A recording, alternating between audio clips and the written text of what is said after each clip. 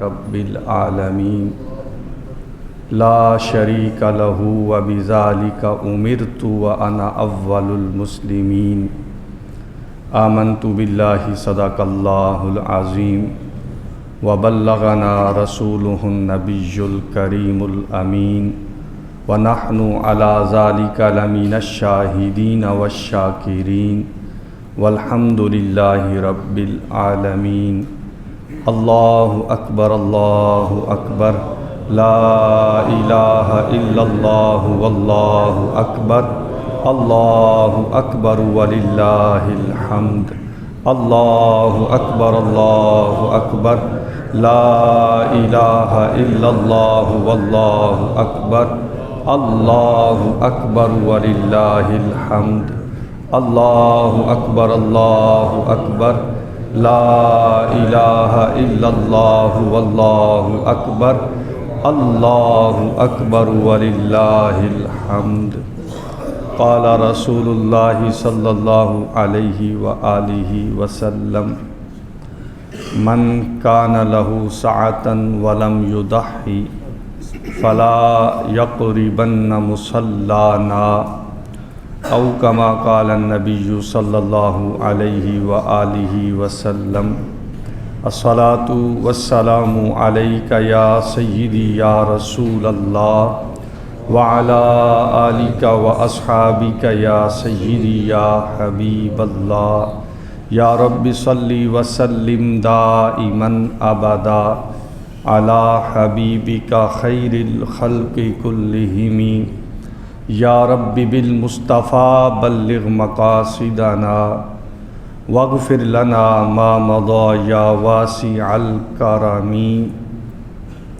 الہی بحق بنی فاطمہ کہ برقول ایما کنی خاتمہ، اگر دعوتم رد کنی ور قبول، منو دست و دامان آل رسول۔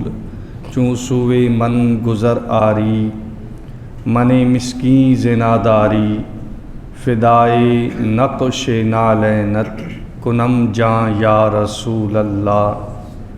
تنم فرسود جاں پارا ز ہجراں یا رسول اللہ، دلم پژمردہ آوارہ ز عصیاں یا رسول اللہ۔ ہزار بار بشویم دہن ز مشک و گلاب، ہنوز نام تو گفتن کمال بے ادبیست۔ بندہ پروردگارم امت احمد نبی، دوست دار چار یارم تابع اولاد علی۔ مذہب حنفیہ دارم ملت حضرت خلیل، خاک پائے غوث اعظم زیر سایہ ہر ولی۔ فتنہ و شر سے جہنم ہے یہ دنیا، لیکن بن کے رحمت اسے انسان کا مأمن کر دیں۔ ظلمت کفر سے تاریک ہوئی جاتی ہے، نور اسلام سے آؤ اسے روشن کر دیں۔ حمد و ثنا کے بعد واجب الاحترام معزز مکرم محتشم میرے بزرگوں، دوستوں، بھائیوں، بچوں، السلام علیکم ورحمۃ اللہ وبرکاتہ۔ اللہ رب العزت کے فضل و کرم، حضور نبی رحمت صلی اللہ علیہ وآلہ وسلم کے لطف و احسان کے طفیل، آج کا یہ عظیم الشان دن ہمیں ایک بار پھر نصیب ہو رہا ہے، اور اسی خالق و مالک کے فضل و کرم سے ہم اس بابرکت دن کا آغاز اس کے ذکر سے، اس کی بارگاہ بے نیاز میں اپنی جبین نیاز کو جھکانے سے، اور اس رب لم یزل کے سامنے اپنا سر جھکانے کے لیے اس کے پاک گھر میں حاضر ہیں۔ دعا ہے کہ رب کریم اپنے محبوب کریم کے صدقے ہم سب پر اپنا فضل و کرم نازل فرمائے، ہم سب کی جملہ عبادات کو، ذکر و اذکار کو، دعاؤں کو شرف قبولیت عطا فرمائے۔ آج کا دن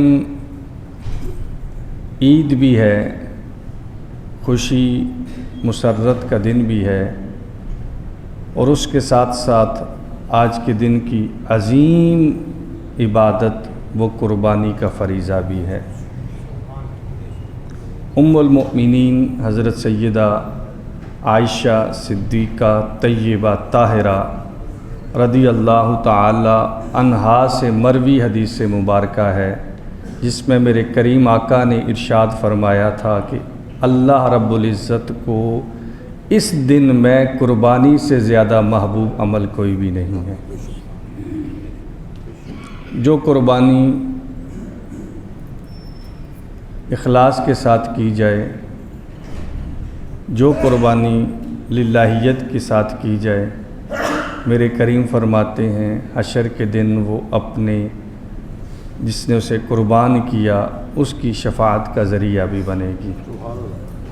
اور یہ ایسا پاکیزہ عمل ہے، ایسا پاکیزہ عمل ہے کہ میرے کریم فرماتے ہیں قربانی کے جانور کے خون کا پہلا قطرہ زمین پر گرنے سے قبل درجہ قبولیت کو پا لیتا ہے۔ حضرت سیدنا زید بن ارقم رضی اللہ تعالی عنہ سے مروی حدیث مبارکہ میرے کریم آقا صلی اللہ علیہ وآلہ وسلم سے عرض کیا گیا، یا رسول اللہ صلی اللہ علیہ وسلم ما ہذہ الاضاحی، یہ قربانیاں کیا ہیں؟ ماشاءاللہ۔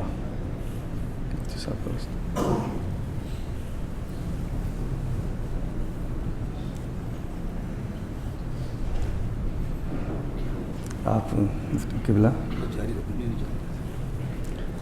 یا رسول اللہ صلی اللہ علیہ وسلم ما ہذہ الاضاحی، یہ قربانیاں کیا ہیں؟ میرے کریم آقا صلی اللہ علیہ وآلہ وسلم نے ارشاد فرمایا، ھذہ سنت ابیکم ابراہیم، یہ تمہارے والد ابراہیم علیہ السلام کی سنت ہے۔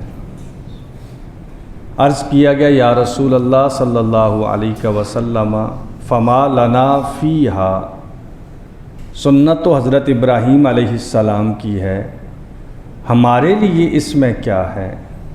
میرے کریم نے فرمایا، بکل شعرۃ حسنہ، تمہارے لیے یہ ہے کہ قربانی کے ہر جانور کی کھال کے ہر بال کے بدلے میں تمہارے لیے نیکی ہے۔ اتنا پاکیزہ عمل ہے قربانی کا، لیکن یاد رکھیے ہر عمل کی کوئی نہ کوئی وجہ ہوتی ہے، کوئی علت ہوتی ہے، کوئی سبب ہوتا ہے۔ قربانی قرب سے ہے، قربانی اللہ رب العزت کا قرب دلاتی ہے، یعنی اللہ کی معرفت نصیب ہوتی ہے، اللہ کی محبت نصیب ہوتی ہے۔ اس کی وجہ کیا ہے؟ کیوں قربانی؟ کیا اللہ کو جو ہم جانور قربان کرتے ہیں ان کی ضرورت ہے؟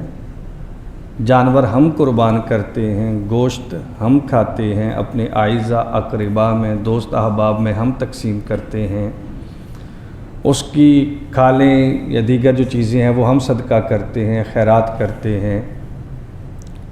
اللہ کو تو حاجت نہیں ہے ان چیزوں کی، وہ تو خود فرماتا ہے لن ینال اللہ لحومها ولا دماؤها ولکن ینالہ التقوی منکم، اللہ رب العزت کو ہرگز بھی نہیں پہنچتے تمہارے خون یا تمہارے گوشت، بلکہ اللہ کو تو صرف تمہاری نیت پہنچتی ہے، تمہارا تقوی پہنچتا ہے، تمہاری سوچ پہنچتی ہے۔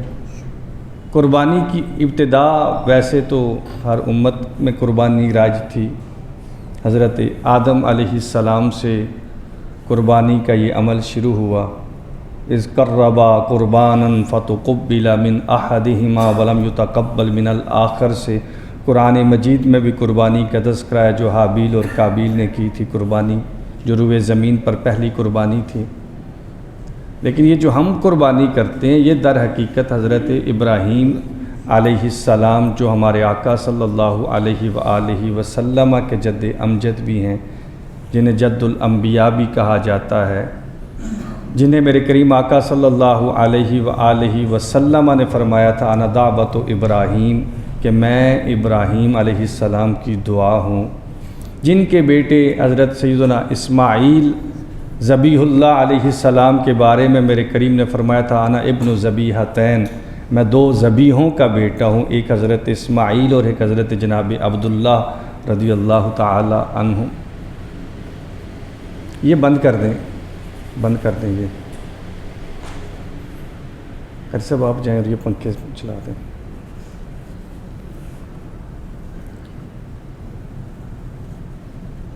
حضرت ابراہیم علیہ السلام، میں نے گزشتہ جمعۃ المبارک بھی عرض کیا تھا، مقام جتنا بڑا ہو، معرفت الہیہ جس قدر زیادہ نصیب ہو، قرب خداوندی جتنی زیادہ آپ کو ملے گی، امتحان، آزمائش اور ابتلاء اسی قدر زیادہ آئے گی، بڑی آئے گی۔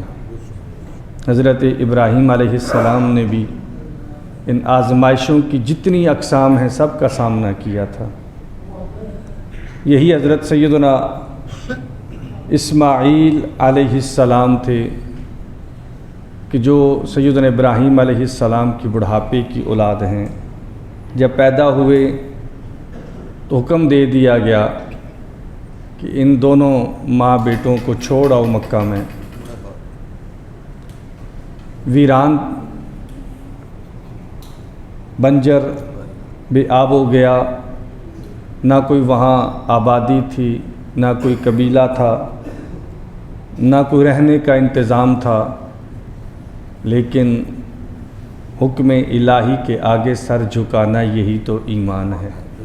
حضرت فضیل بن عیاض رحمۃ اللہ تعالی علیہ نے فرمایا تھا اذا کان عطاؤہ ایاک ومنعہ سواء، کہ وہ اللہ جب کوئی نعمت دے یا کسی نعمت کو تم سے روک لے، تمہارے لیے دونوں حالتیں برابر ہونی چاہیے، یہی ایمان ہے۔ وہ دے تب بھی راضی، وہ نہ دے تب بھی راضی، وہ دینے کے بعد لے تب بھی راضی، وہ جس حال میں رکھے تب بھی راضی۔ وہ مچھلی کے پیٹ میں بھی رکھے تو اللہ کے بندے راضی رہتے ہیں، اس کی رضا کے لیے اگر آرے سے چرنا پڑے تب بھی راضی رہتے ہیں۔ اگر ننھے 6 ماہ کے علی اصغر کو اپنے ہاتھوں میں شہید کرانا پڑے پھر بھی حسین خون آسمان کی طرف اچھال کر کہتے ہیں مولا جیسے تو راضی حسین تیری رضا میں راضی۔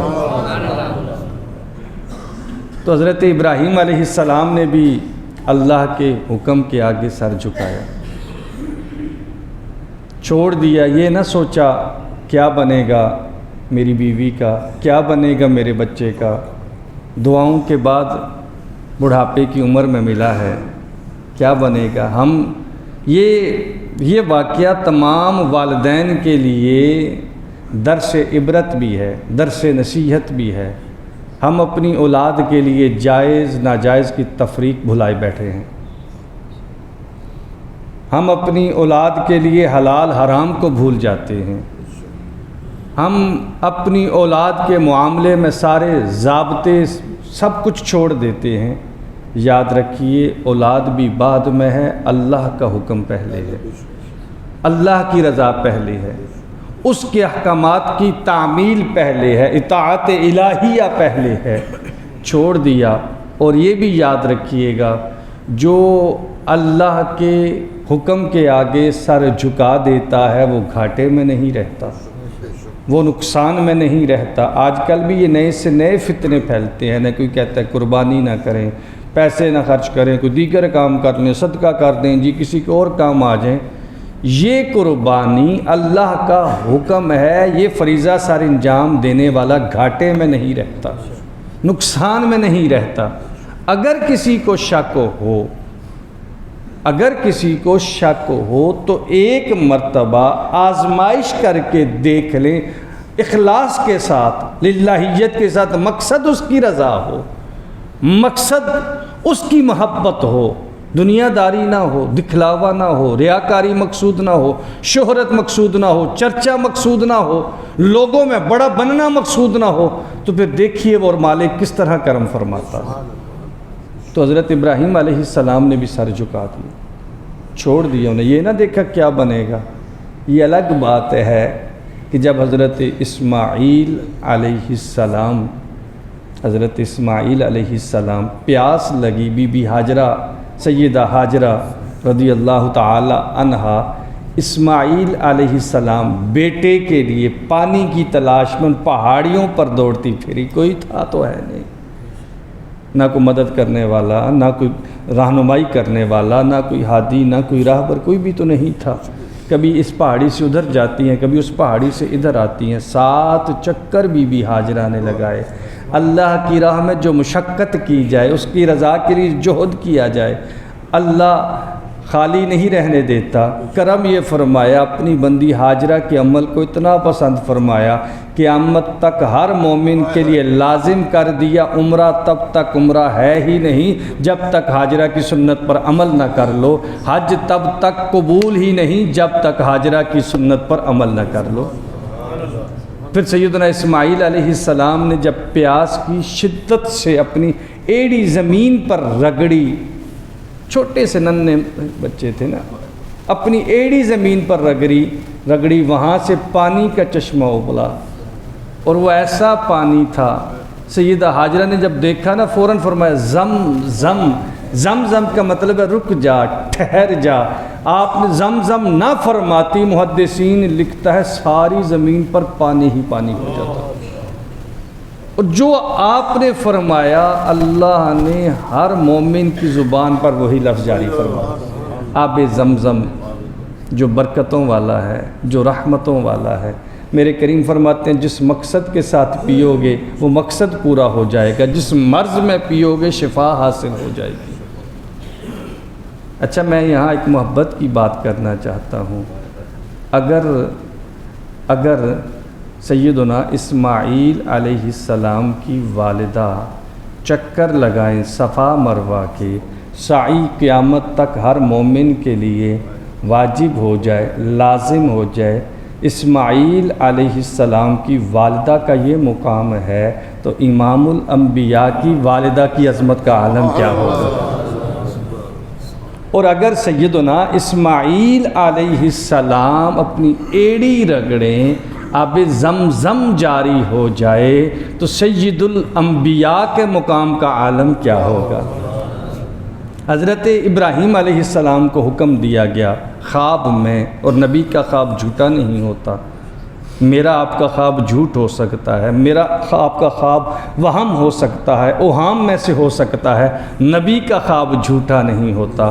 خواب دیکھا اپنے بیٹے کو ذبح کر رہا ہوں، ایک دن، دوسرے دن، تیسرے دن، آخر جب تیسرے دن خواب دیکھا تو سمجھ گئے یہ حکم الہی ہے، لے چلے حضرت اسماعیل علیہ السلام کو۔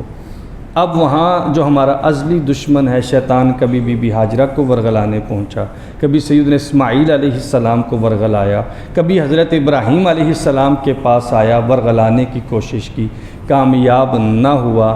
اب بی بی ہاجرہ نے بھی کہا اگر اللہ کا حکم ہے تو ایک اسماعیل کیا 1000 اسماعیل قربان ہے۔ اسماعیل نے بھی جواب دیا اگر میرے اللہ کا حکم ہے تو میں ایک اسماعیل ایک بار کیا 1000 بار بھی جان قربان کرنے پر تیار ہوں۔ پھر جب وہاں پہنچے منا میں، آج بھی وہ قربان گاہ موجود ہے، اللہ رب العزت آپ سب کو زیارت کرائے۔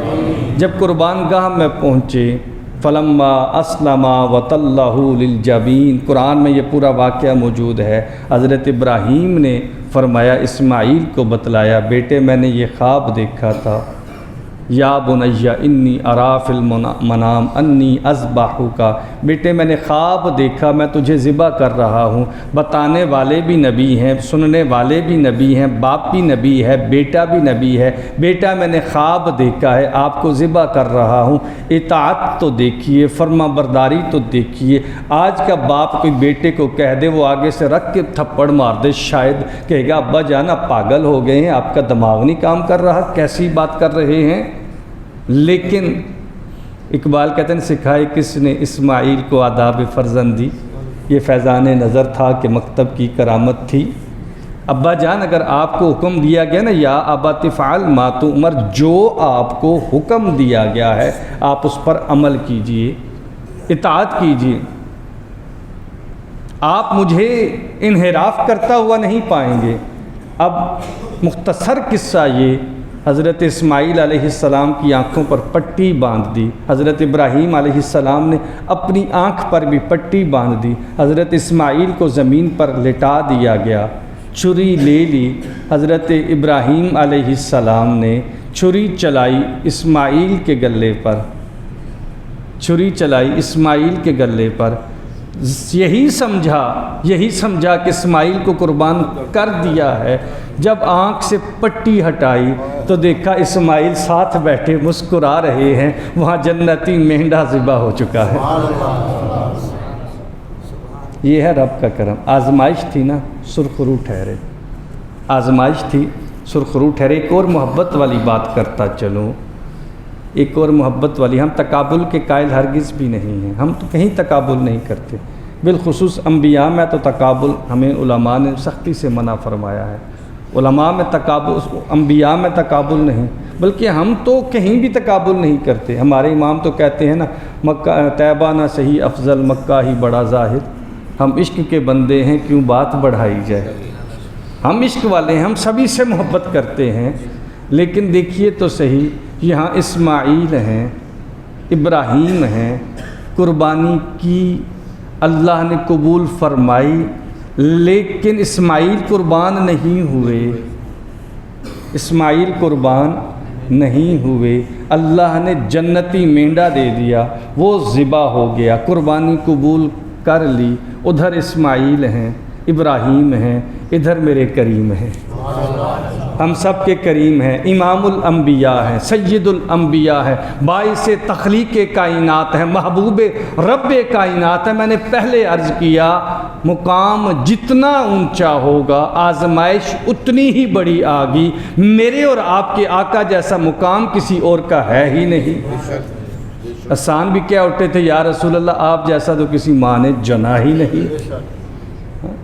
بعد از خدا بزرگ تو ہی قصہ مختصر۔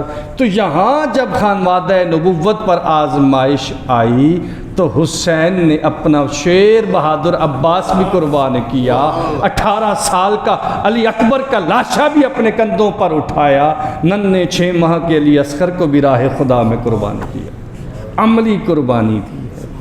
تو یہ قربانی ہمیں یہی سکھاتی ہے کہ آج اگر اللہ کی رضا کے لیے مال خرچ کر رہے ہو، جانور قربان کر رہے ہو، کل اگر اللہ کی رضا کے لیے اس سے زیادہ قربان کرنا پڑے تو ہچکچانا مت، ڈرنا مت۔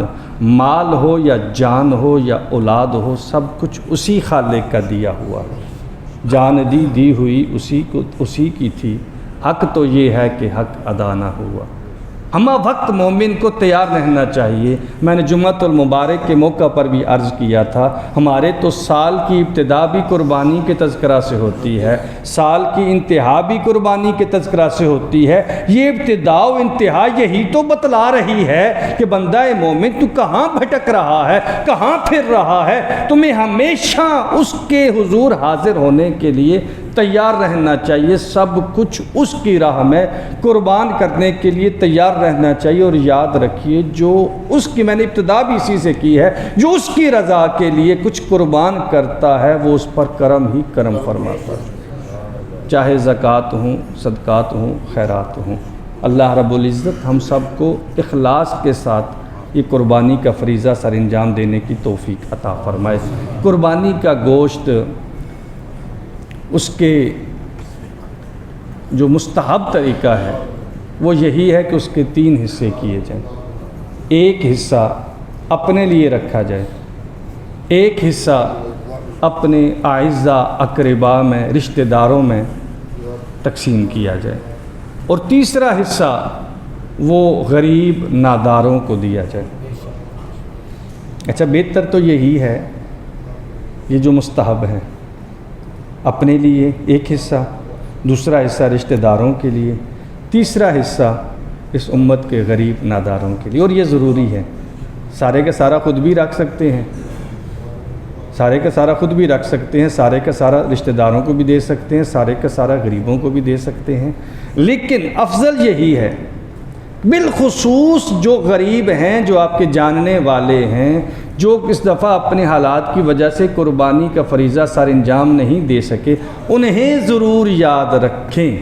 اور میں ایک حدیث سے مبارکہ میرے کریم فرماتے ہیں کہ مومن وہی ہے جو اپنے مسلمان بھائی کے لیے وہی چیز پسند کرے جو اپنے لیے پسند کرتا ہے۔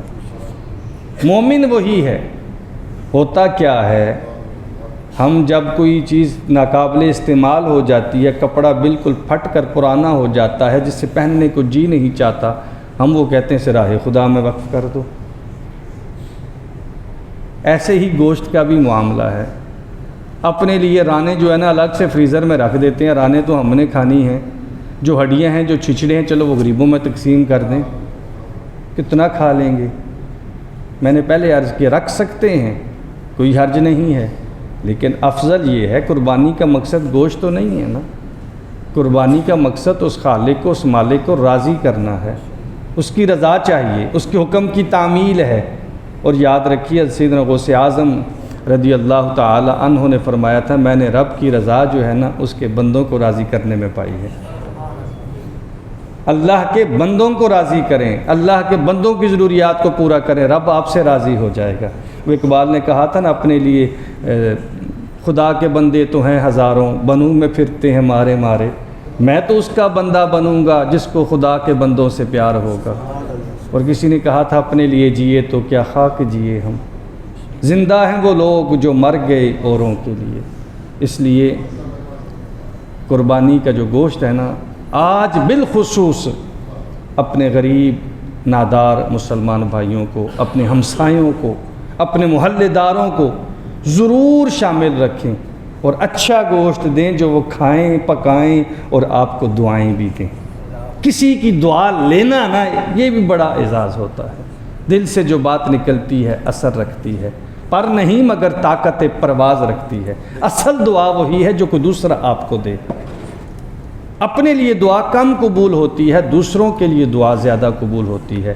اور یہ قربانی کی جو کھال ہے اس کو صدقہ کر سکتے ہیں، خیرات کر سکتے ہیں، تحفہ دے سکتے ہیں، اپنے استعمال میں بھی لا سکتے ہیں، لیکن قربانی کی کھال کو بیچ نہیں سکتے۔ اگر بیچیں گے تو اس قیمت کو بھی صدقہ کرنا ہے، اپنے استعمال میں نہیں لا سکتے۔ اسی طرح اجرت کے طور پر بھی قربانی کی کھال نہیں دے سکتے۔ کسائی وغیرہ کو تحفہ دیں، ہدیہ دیں، کسائی کو دینا اس سے تحفہ دے دیں، ہدیہ دے دیں، لیکن اجرت کے طور پر نہیں دینی۔ اچھا یار یہ کھال بھی لے لو، 500 بھی لے لو، 1000 لے لو، اچھا یار اور نہ مانگ تجھے کھال بھی تو دے رہا ہوں، اکثر کر جاتے ہیں، ایسے نہیں کرنا۔ اجرت کے طور پر کھال نہیں دے سکتے، تحفہ دے سکتے ہیں، ہدیہ دے سکتے ہیں۔ اور اس حوالے سے آپ کو پتہ ہے یہاں آپ کے مرکز کے جو خدام ہیں، جو خدمت گزار ہیں، وہ سارا سال خدمت کرتے ہیں۔ آج آپ سے یہی ہماری درخواست بھی ہوگی کہ اپنی قربانی کی کھالیں یہاں جمع کروائیں، یا آپ کے خدام آپ خود تشریف لے آئیں، نہیں تو موبائل فون پر رابطہ کر لیں۔ ہمارے مؤذنین جو ہیں، قاری نواز صاحب ہیں، قاری عزیر صاحب ہیں، یہ آپ کے پاس آ کر آپ سے وصول کر لیں گے۔ اللہ رب العزت آپ کی جملہ عبادات کو، قربانیوں کو، دعاؤں کو شرف قبولیت عطا فرمائے۔ نماز عید الاضحیٰ کی